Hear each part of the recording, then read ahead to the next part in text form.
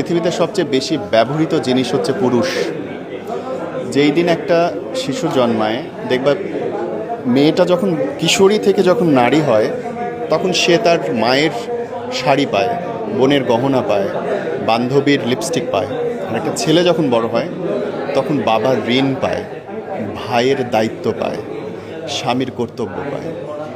যেই দিন একটা পুরুষ বোঝা শুরু করে যে সে পুরুষ, সেদিন থেকে পুরুষটার হাসি বন্ধ হইতে থাকে, কথা বন্ধ হইতে থাকে, দায়িত্বের চাপে সে ম্রিয়মাণ থাকে। এবং এই পুরুষকে যখন একটা নারী খুশি করে, আনন্দ দেয়,